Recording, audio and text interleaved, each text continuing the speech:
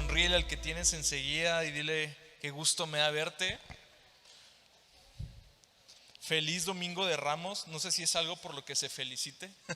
Sin embargo, es algo que dentro de nuestro corazón empieza a generar un significado. Es lo padre, es lo que hace especial este día y toda la... Sí, sí. No la tradición en sí, sino las memorias que vienen, las memorias que hay en estos días. Y quiero empezar directo a lo que venimos. Porque yo sé que tienen calor, yo sé que ya empezaron las vacaciones, que traen planes. No se les olvide que en la semana sigue habiendo iglesia. Yo sé que llegan las vacaciones de Semana Santa y es de a ver qué hacemos, ¿no? El viernes tenemos una cita y quiero exhortarlos a que estén presentes. No es solamente una noche de oraciones, es la Santa Cena. Y de las poquitas ordenanzas que tenemos, las dos se cumplen durante la semana que viene. La Santa Cena el viernes y los bautismos el domingo. Muchas iglesias, muchas otras religiones tienen ritos, tienen mandamientos, tienen sacramentos. Nosotros tenemos dos ordenanzas. Son, si quieren verlo como una tradición, a mí me encanta la palabra ordenanza, porque fue establecido por Jesús. Y el abrazar estas tradiciones, estos ritos, estas ordenanzas como iglesia, créanme que hace mucho más especial estas fechas. Entonces, aquí nos vemos el viernes, ¿va? Ok, no los estaba regañando. ¿Hay aquí algún fan de los eventos deportivos, aparte del de La Voz? Nada más yo. Híjole, voy a cambiar toda la introducción entonces. Déjenme cambio toda la introducción. Bueno, ser fan de los eventos deportivos y ser cristiano a veces no hace una buena mancuerna.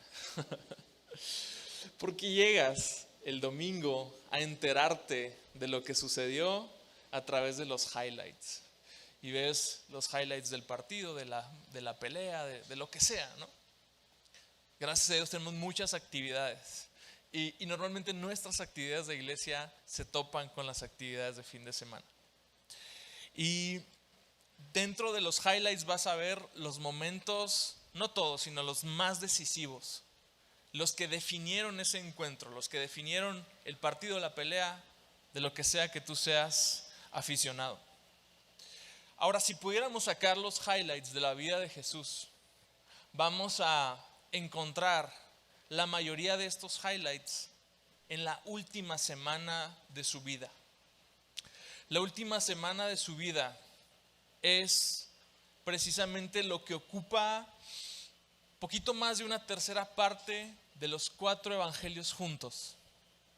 De los 89 capítulos que suman los 4 evangelios juntos, 30 hablan de la última semana de la vida de Jesús. Y es porque es justo en este momento que la Biblia es intencional en dejarnos saber cuáles fueron las decisiones y los momentos que no marcaron solamente un evento, sino marcaron la historia entera de la humanidad. Y es aquí donde nos encontramos ahorita, en el marco de inicio de estos eventos. ¿Por qué no me acompañas a orar antes de empezar? Señor, abrimos nuestro corazón a ti. Padre Santo, gracias por poner la mesa semana con semana. Gracias por la oportunidad tan hermosa de reunirnos. Gracias por esta comunidad, por los hermanos, por la iglesia que nos has permitido formar. Gracias, Dios, por la iglesia que tú sostienes.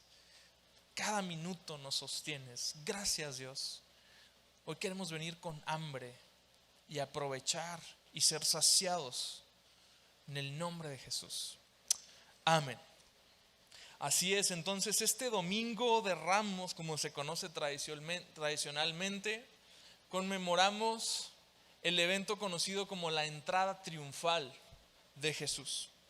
La entrada triunfal es solo uno de 3 eventos que se narran en los 4 evangelios. Los otros 2 son la alimentación de los 5,000 y la resurrección de Cristo.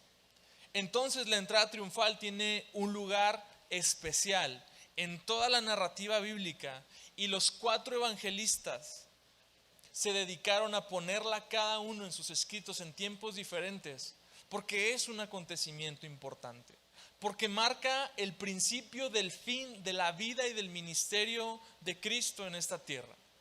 Es un evento que marca un antes y un después, no nada más para los judíos de esa época y para la narrativa bíblica, discúlpenme, sino para todos nosotros. Aquí es donde se dan las decisiones. Aquí es el último cuarto, aquí es donde se ganó el partido. Y todo empieza con una entrada triunfal. Una entrada triunfal que, si bien se le conoce así también de manera tradicional, no fueron los apóstoles quienes le pusieron así. Sin embargo, es una entrada triunfal llena de contrastes, que a ti y a mí nos hacen preguntarnos si realmente fue tan triunfal o si era la intención de Cristo entrar triunfante como un rey. ¿Qué era lo que realmente estaba pasando?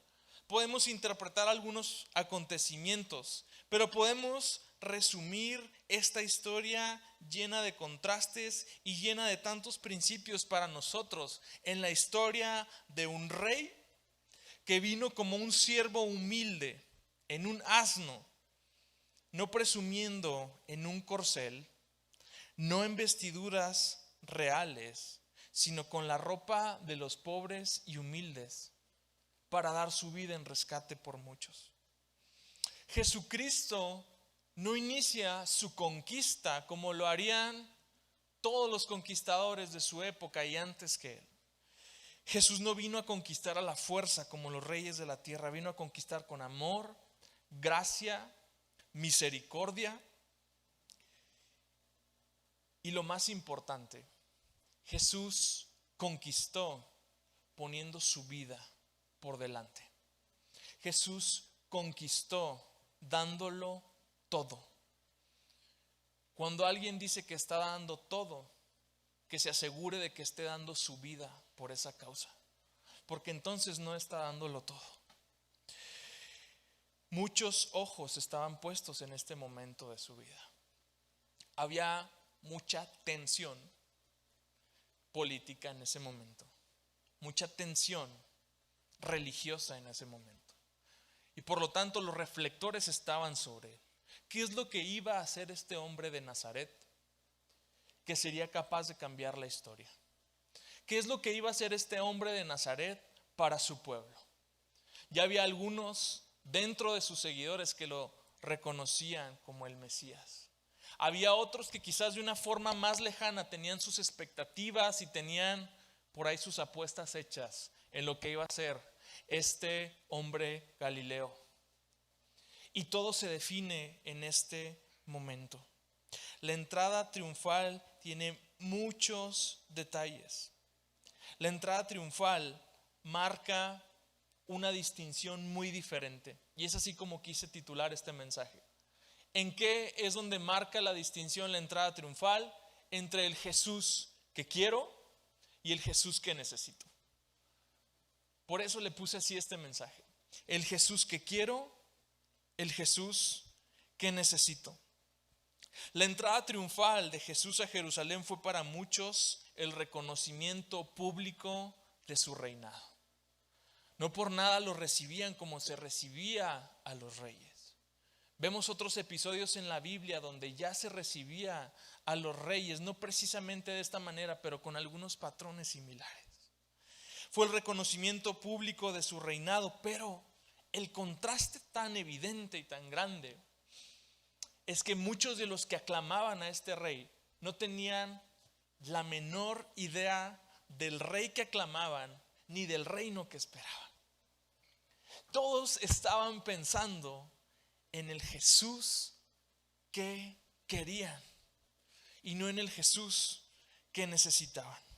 Para nosotros es muy diferente, porque viéndolo a través de los ojos de la fe y viéndolo a través de tanta teología, tanta información, tantas cosas, tantas vivencias, hoy podemos estar completamente seguros de lo que se presenció en ese domingo de Ramos. Sin embargo, a veces es necesario recordar por qué tú y yo aclamamos a Jesús, por qué tú y yo lo hacemos por las razones correctas. Y voy a recopilar diferentes partes de esta historia de los 4 evangelios para ir viendo cada una de estas razones. Quiero ir práctico. ¿Por qué aclamamos a Jesús? 4 razones que nos deja esta historia para aclamarlo como el verdadero Rey de Reyes y el Señor de Señores. La primera de ellas es porque Jesús tiene el control de todo. Y ahí en Lucas 19, 20 y 31 empezamos con este relato. Dice: cuando se acercó a Betfagé y a Betania, cerca del monte que se llama de los Olivos, envió a 2 de los discípulos, diciéndoles: vayan a la aldea que está enfrente, en la cual al entrar encontrarán un pollino atado, sobre el cual nunca se ha montado nadie. Desátenlo y tráiganlo. Y si alguien les pregunta por qué lo desatan, de esta manera hablarán: porque el Señor lo necesita. Y vemos a Jesús haciendo algo que no era tan usual en él. Aquí Jesús está dando una forma y una muestra muy poco usual de su omnisciencia. Jesús ya nos está reservando su identidad de Dios también. Creo que quedó bastante claro que Jesús vino como hombre, nació como hombre, murió como hombre, pero Jesús nunca perdió su naturaleza de Dios. Y ahora este Jesús que antes guardaba con un poco de secrecía los milagros que hacía, ahora no tiene ningún empacho en hacerles saber a sus discípulos que Él sabe un poquito más que ellos. Y si bien Jesús podía no estar haciendo uso de su naturaleza divina, por lo menos estaba probándoles que Él era el profeta que ellos creían que habían sido. Un verdadero profeta, quien como los videntes de la antigüedad podía decir exactamente qué estaba pasando. Y con lujo de detalles les dice a sus discípulos, primero, que va a haber un pollino, no es un pollito, es un burrito. Un burrito atado afuera, como en la cochera, pero antes no los ataban en la cochera, los ataban en el patio. Ya estaba pasando algo inusual. Y no solamente les dice qué es lo que va a haber en la cochera, sabe la edad, sabe que es un burro joven, es un pequeño asno, y sabe que nadie se ha montado en él. Y yo creo que esto maravilló a sus discípulos cuando llegaron y encontraron exactamente lo mismo que Jesús les había dicho. ¿Qué estaría anticipando Jesús? ¿Qué es lo que trataría de hacerles entender con esta visión o esta premonición, esta profecía? Algo muy sencillo: que los acontecimientos de esa semana no lo iban a tomar por sorpresa. Que Jesús tiene el control. Y Jesús tiene el control de su vida y de la vida de sus discípulos, no como un titiritero que sostiene los hilos de una marioneta, sino como alguien a quien nada de lo que estés viviendo en este momento se le escapa de su conocimiento o de su facultad de acción. Jesús conoce perfectamente las alegrías, las lágrimas, los dolores que estás pasando en este momento y no lo toman por sorpresa. De la misma manera que Jesús estaba anticipándole a sus discípulos que esa semana iban a suceder cosas fuertes, cosas que los iban a sacudir, cosas que a algunos de ellos les haría negarlo, cosas que a algunos de ellos los enfermaría de miedo, pero que Jesús finalmente sabía exactamente por qué estaba entrando en las puertas de esa ciudad. Algo muy importante que nos deja saber Jesús con esto es que Él estaba abrazando su llamado. Porque Jesús estaba abrazando su llamado. Y no solamente abrazaba el llamado de ser el rey humilde que profetizó Zacarías en Zacarías 9:9. Jesús estaba abrazando el llamado del pastor que iba a ser herido y sus ovejas dispersadas, también en Zacarías 13:7. Jesús no solo abrazó las palmas del domingo, también abrazó los clavos del viernes. A menudo nos preguntamos, ¿estaremos cumpliendo el llamado de Dios? Las pruebas nos hacen preguntarlo. Nuestros deseos nos hacen preguntarnos, ¿o cuál será este llamado de Dios para mi vida? ¿Será que Dios me está llamando a discipular las naciones? ¿Será que Dios me está llamando a liderar las masas? Yo no sé. Dios responderá esa pregunta en tu corazón. Déjame nada más comunicarte otra clase de llamados que hay. Porque pensar en el llamado de Dios a veces nos hace ubicarnos siempre detrás de las palmas y no detrás de los clavos. Y pensar en el llamado de Dios a veces nos hace olvidarnos de otros llamados bíblicos, como el llamado al arrepentimiento, como el llamado al servicio, a la intercesión, a la generosidad, a la santidad, a la perseverancia en la fe. Todos y cada uno de ellos llamados por los cuales vale la pena dejarlo todo en la cancha. Todos y cada uno por los que vale la pena entrarle con todo. Por lo tanto, la pregunta no es ¿cuál es el llamado de Dios para mi vida?, sino ¿cómo respondo a esos llamados que ya se han dado ahí? ¿Cómo respondo? Porque un llamado es una voz que amerita una respuesta. Es una alarma, es una alerta que amerita una acción de nuestra parte. ¿Y cómo estoy respondiendo a este llamado? ¿Qué es lo que estoy haciendo? Porque usualmente este segundo grupo de llamados que te acabo de comunicar es el menos atractivo, pero es el más eficiente. Y al mismo tiempo es este grupo de llamados los que responden más correctamente a la pregunta, ¿cuál es el llamado de Dios para mi vida?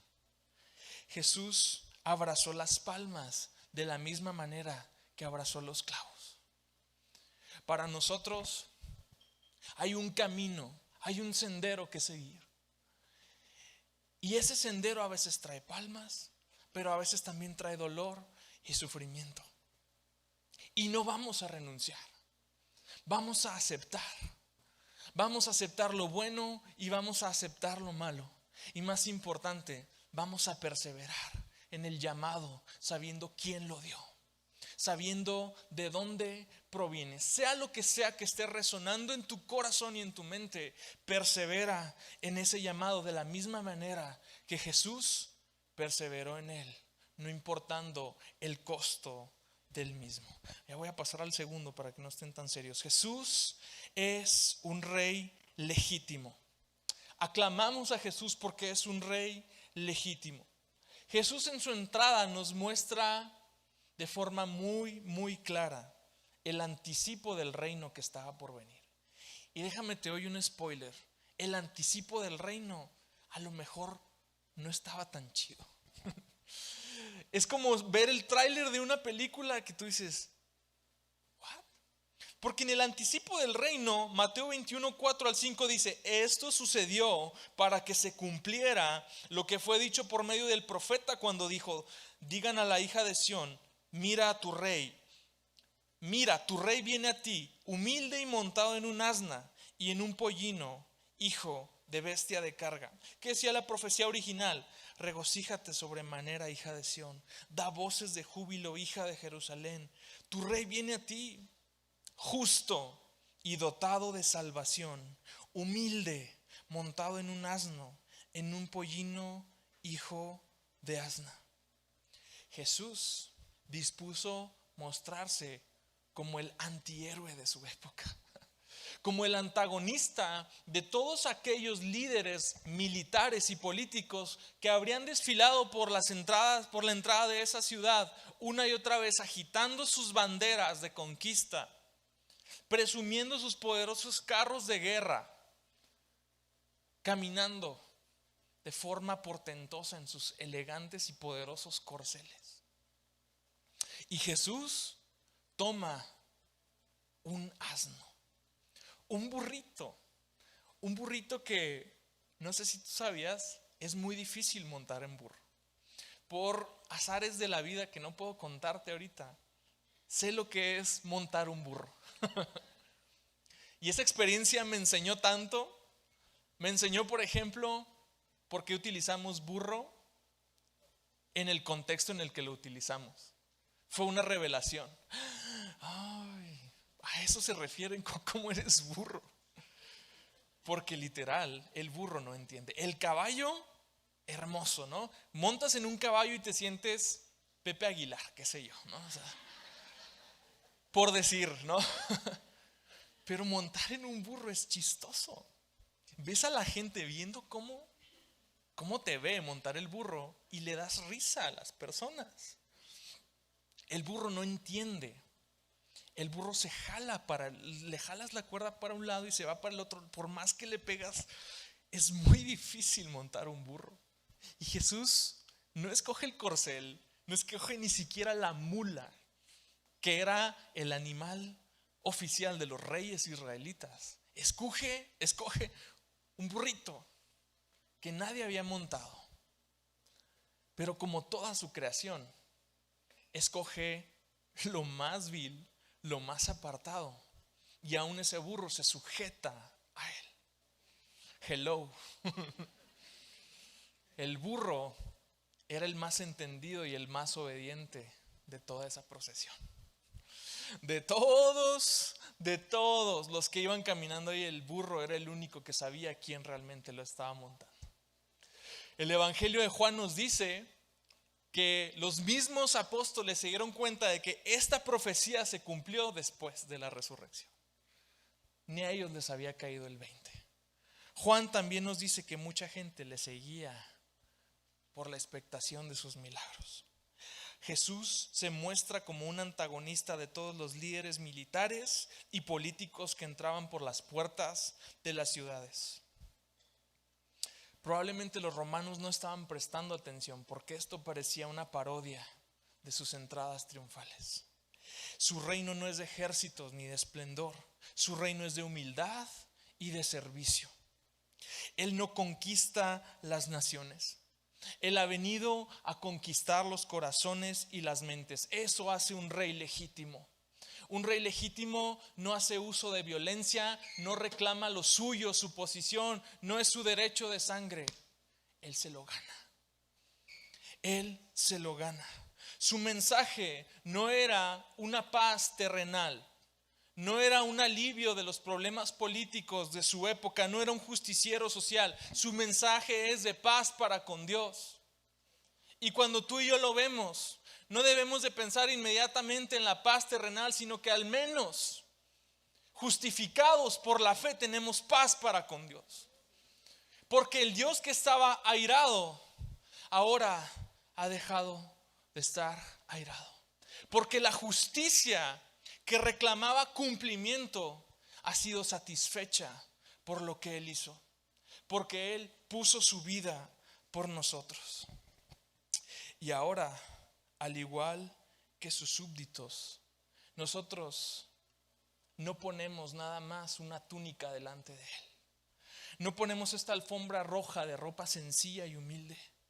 Nos despojamos de nuestras cargas, de nuestros pecados, de nuestro pasado. Sí, pero más importante, nos despojamos de nuestra voluntad y la ponemos delante de Él en una verdadera sumisión. Porque eso es lo que comunicaban en ese momento, pero no sabían a qué se estaban sometiendo. De la misma manera que a veces le decimos a Jesús Señor, sin que sea el Señor de nuestras vidas. Le decimos a Jesús Rey, sin haberlo realmente coronado como el soberano de mi vida y de mi corazón. Como sus seguidores exhibimos las mismas cualidades de Él al practicar esta misma humildad, este mismo servicio, esta misma sencillez de espíritu. Bienaventurados los pobres de espíritu, decía Jesús, y lo estaba cumpliendo en los últimos momentos de su vida. Ahora este verdadero rey triunfante demuestra su reinado a través de nuestra vida. Y Él ha venido a traer paz para ti y para mí. Y Jesús dijo, en el mundo tendrán aflicción, pero les voy a dejar algo. Les voy a dejar un regalo. paz en la mente y en el corazón. Y las aflicciones y los problemas y los cambios políticos y todo lo que suceda es incapaz de tocar a aquellos quienes han hecho y quienes han coronado al Rey de paz como el soberano de su corazón. Punto número 3. Aclamamos a Jesús a pesar de nuestras expectativas. Dice Marcos 11, 9 y 10. Los que iban delante y los que lo seguían gritaban: Hosana, bendito el que viene en el nombre del Señor. Pero su hosana tenía un trasfondo: bendito el reino de Dios, no, de nuestro padre David que viene. Hosana en las alturas. Hosana es una palabra aramea que significaba sálvanos ahora. Así que estas hosanas y probablemente no eran una señal de alabanza, eran un reclamo, una petición de justicia inmediata. Con sus hosanas podían estar aclamando al Jesús que querían, pero no al Jesús que necesitaban. Estas hosanas estaban siendo un clamor de liberación inmediata del azote de los romanos, de la opresión política que estaban viviendo, de los abusos que vivían. Desafortunadamente, la alabanza que el pueblo derramó sobre Jesús no fue porque le reconocieron como el salvador de su pecado. Ellos le dieron la bienvenida como el resultado de su deseo de tener un libertador mesiánico, de tener un libertador inmediato, un libertador terrenal. Como decía el Evangelio de Juan, muchos lo seguían por los milagros. La resurrección de Lázaro había despertado un gran revuelo entre las personas y muchos estaban ahí. Muchos estaban ahí por sus expectativas. A veces cometemos el error de vivir un evangelio en base a nuestras expectativas. Porque Jesús rara vez cumple nuestras expectativas, pero siempre satisface nuestras necesidades. Y rara vez se presenta en el paquete de lo que queremos, pero más bien se va a presentar siempre en la forma en que tú y yo lo necesitamos. Y probablemente no me doy cuenta de eso porque estoy bajando a Dios al nivel de mis expectativas. Tantas fueron sus expectativas que 5 días después estas personas que gritaban Hosana al Hijo de David estaban gritando crucifíquenlo. Lucas 23:20, crucifíquenlo, crucifíquenlo. No te puedes decepcionar así de una persona a menos que hayas puesto expectativas en ella que no fueron cumplidas. Y las expectativas de este grupo de personas eran inmediatas. Eran de una liberación inmediata. Eran de una liberación urgente. Y el reino había venido para establecerse en sus corazones, no en sus casas, ni en la geopolítica. No, el reino había venido para transformarlos a ellos en su realidad espiritual, no en su realidad física. Y a veces constantemente estamos luchando con nuestras expectativas y nuestra realidad. Estamos luchando entre el Jesús que queremos, que sentimos que merecemos, y el Jesús que realmente necesitamos. A veces pasa que Jesús no cumple nuestras expectativas. A veces no obtienes el éxito que estabas esperando, la pareja que estabas esperando, los bienes, las oportunidades, la paz y la armonía que estabas esperando. Y luego esas expectativas rotas generan que cambiemos la corona de Jesús por la cruz unos días después. Y en lugar de coronarlo como el rey y el soberano de tu corazón, es más fácil ponerlo en la cruz y decir, no me sirves. Jesús, no te necesito. Mis expectativas no fueron satisfechas, no fueron cumplidas. Por lo tanto, desistimos de confiar en el amor de Dios por nosotros y desistimos de confiar en Él mismo. ¿Cuántas personas a nuestro alrededor han podido abandonar su fe y han cuestionado lo que creen porque Jesús no ha venido a satisfacer sus expectativas? Déjame decirte un secreto. Jesús no vino a satisfacer ni siquiera sus propias expectativas. Jesús no vino y le agradeció al Padre por los milagros que realizó, por las personas que escucharon su mensaje y que se convirtieron, por las amistades. Jesús vino a hacer la voluntad del Padre. Y si el discípulo no es superior a su maestro, ¿por qué nuestro caso habría de ser diferente? ¿Por qué si Jesús abrazó con gozo la traición de un amigo, la negación de otro amigo, la injusticia de las autoridades a su cargo, el escrutinio y el rechazo de la gente, ¿por qué habrá de ser diferente para nosotros? ¿Por qué habrá el evangelio de ser un lecho de rosas en lugar de un camino con sus altas y sus bajas, como lo es en realidad? Uno de los grandes retos que enfrentamos en la iglesia este día es predicar la verdad del evangelio. Y esta es la verdad. Y esta verdad asusta. Y esta verdad incomoda. Pero sabes que desde hace mucho tiempo Dios me empezó a incomodar. Esta verdad no se negocia, no se diluye ni se rebaja con tantito algo para que no pegue. Es la verdad. Y Jesús murió anunciando la verdad. Y Jesús es la verdad misma. Y cada día nos vamos a ver desafiados por el contraste entre la realidad que queremos y el Jesús que necesitamos.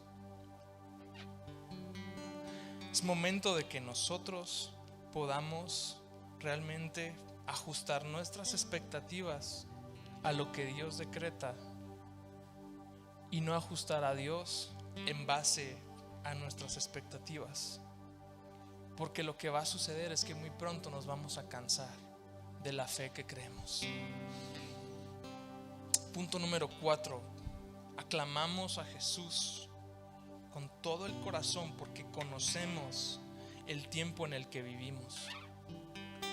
Esta entrada triunfal, con sus contrastes, con sus momentos agridulces, en el Evangelio de Lucas agrega un momento muy interesante.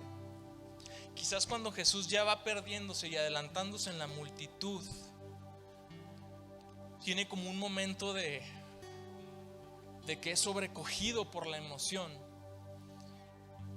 Y no sé si en medio de las aclamaciones, o no sé si es cuando ya iba entrando mucho a la ciudad. Pero dice el Evangelio de Lucas: cuando Jesús se acercó al ver la ciudad, lloró sobre ella, diciendo: si tú también hubieras sabido en este día lo que conduce a la paz, pero ahora está oculto a tus ojos. Jerusalén buscaba la paz, pero no había visto al príncipe de paz. Jerusalén buscaba un caudillo, un conquistador violento. Y el príncipe de paz había pasado por sus puertas inadvertido.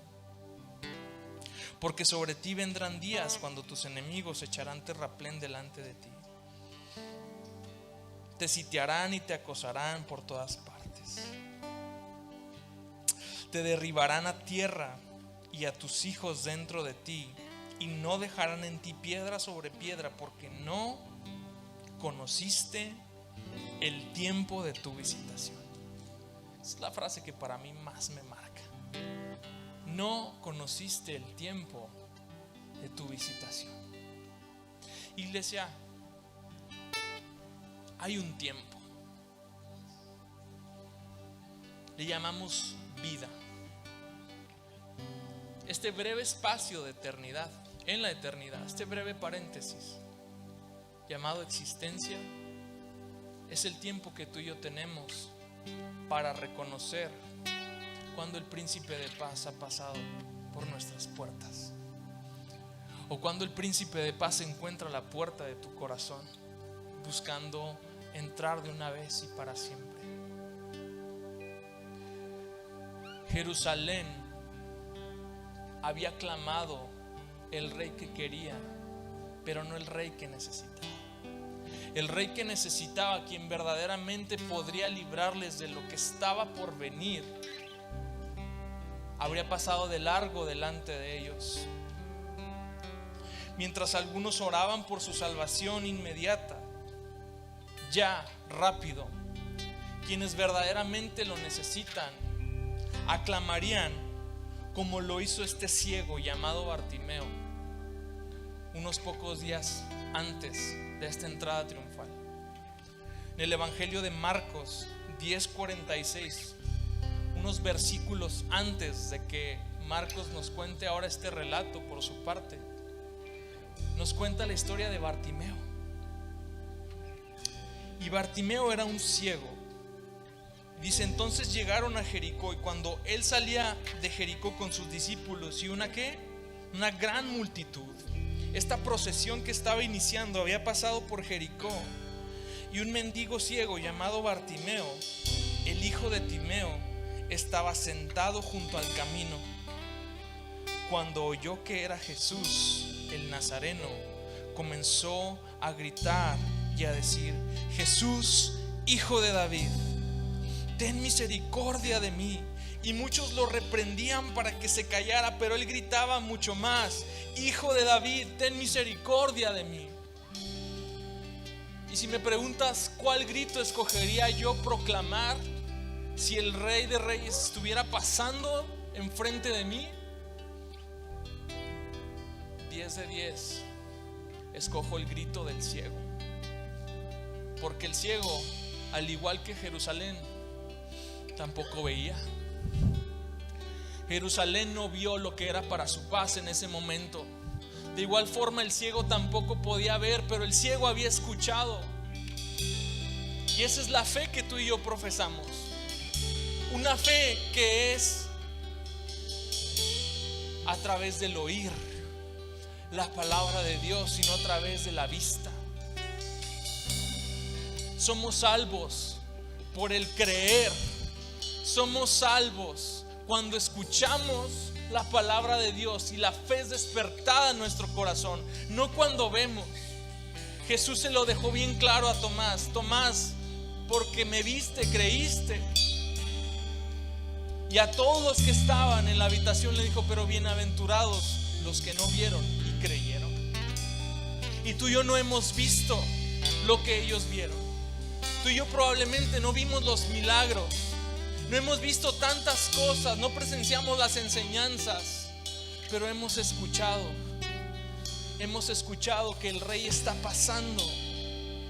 Y no podemos hacernos de la vista gorda, hacernos los ciegos e ignorar el tiempo de nuestra visitación. Porque ¿de qué creen ustedes que habremos de ser salvos? ¿Nunca te has preguntado por qué salvo? ¿Salvo de qué? De un tiempo, como dijo Jesús sobre Jerusalén, que no habrá piedra sobre piedra en este mundo. De la ira venidera. Y por eso el ciego gritaba: ten misericordia de mí. Porque el primer llamado al que respondemos es el llamado del arrepentimiento. Y no es una tristeza, no es una depresión, es un cambio de mente.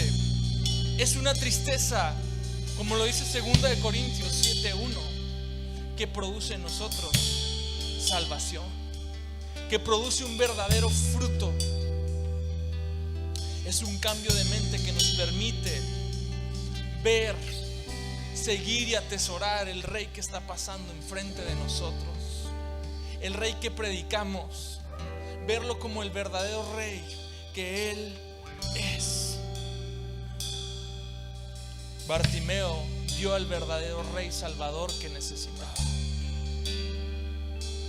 Y yo me pregunto si realmente vemos a Jesús como el Salvador de toda la catástrofe que va a venir sobre este mundo, de la muerte espiritual, o si lo vemos como el Salvador de mis aflicciones presentes. Jesús es un Salvador, pero no en la forma que queremos, sino en la forma en que necesitamos ser salvos. Y ese fue el Rey Salvador que pasó por en medio de las puertas de Jerusalén. Y ese es el Rey el que tú y yo aclamamos en este día. Marcos 10:46, 10:48 dice que al ciego lo reprendían para que se callara.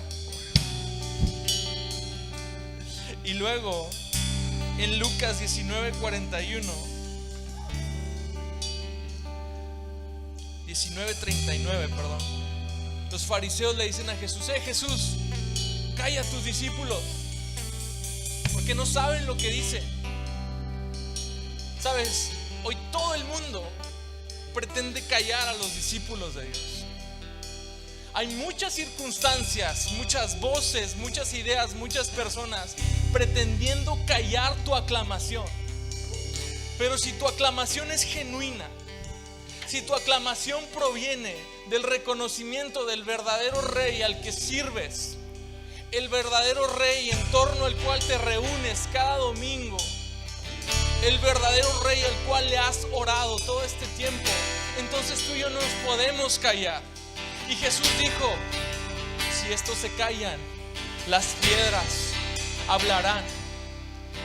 Y la palabra se encarga de que si tú y yo somos un discípulo o aún una piedra, Él se encarga de habernos hechos también piedras vivas. Como dice según 1 Pedro 2:5, también ustedes como piedras vivas sean edificados como casa espiritual para un sacerdocio santo, para ofrecer sacrificios espirituales aceptables a Dios por medio de Jesucristo. La aclamación verdadera de un discípulo de Dios no es la salvación, porque esa salvación ya la tenemos, amado. Esa salvación ya nos ha sido dada por gracia, no por obras. La aclamación de sus discípulos consiste en una vida de santidad, en una vida de un sacrificio espiritual constante, donde lo que muere es la carne y donde lo que vive es el Espíritu. Y nosotros aclamamos a Dios, aclamamos a este verdadero Rey, porque sabemos que Él tiene el control de nuestra vida, porque sabemos que Él es legal, es legítimo, es auténtico, diferente de cualquier otro que reclame el trono de tu corazón. Porque sabemos que aunque nuestras expectativas no se cumplan en esta tierra, hay una morada eterna esperándonos a ti y a mí, construida nada más y nada menos por el precio de la sangre de Cristo. Y lo más importante, hoy podemos ponernos de pie y aclamar a Dios con todo nuestro corazón, porque somos entendidos de los tiempos y porque hemos conocido este tiempo, este breve espacio en el que podemos saber que el Rey de Reyes ha pasado por enfrente de nosotros, que el Príncipe de Paz ha pasado por aquí y que podemos volver a clamar a Él en todo momento. ¿Sabes qué es lo más hermoso de este relato de Bartimeo? Que Bartimeo pide misericordia, pero lleva la sanidad de su alma. Y Jesús sí puede darte tu sanidad. Y Jesús sí puede darte la salvación de tus ataduras, porque ese ciego no se regresó nada más con la bendición, se regresó sano, se regresó a una vida de no volver a mendigar, a dejar su capa de mendigo, a dejar este atuendo que le autorizaba a ser un pordiosero y a convertirse realmente en un hijo elegido, de Dios? ¿Por qué no te pones de pie y empezamos a aclamar el nombre de Jesús por las razones correctas? Me tomé la libertad de dar por hecho que para todos nosotros esta es una realidad, que todos sabemos que Jesús tiene el control, que todos sabemos que Jesús es el verdadero Rey, etcétera. Pero probablemente te hayas dado cuenta de que hay algunas cosas que no cuadran en tu vida. Que lo importante es que en cualquier momento puedes ser movido a fe como lo fue este ciego. Y en cualquier momento que tú clames: Jesús, Hijo de David, ten misericordia de mí, esa realidad que hoy no es puede comenzar a ser. Señor Jesús, gracias por este mensaje, Señor. Padre Santo, y queremos volcar nuestros corazones a ti y darte una alabanza, no solamente de nuestra voz y de nuestras palmas. Vamos, alza tu voz y clama a tu Rey, porque la verdadera entrada triunfal se ha dado a tu corazón y a tu vida. Y el cielo está de fiesta cada vez que Él entra por la puerta de tu casa, cada vez que Él entra a tu familia, a tus compañeros de trabajo. Esa es la verdadera entrada triunfal del Rey que adoramos. Dios, hoy te aclamamos por ser el Rey que necesitamos y no el que queremos. Hoy te aclamamos porque tú eres real, porque tú eres soberano, porque eres legítimo, porque vas más allá de nuestras expectativas terrenales, porque somos conocedores del tiempo en que vivimos.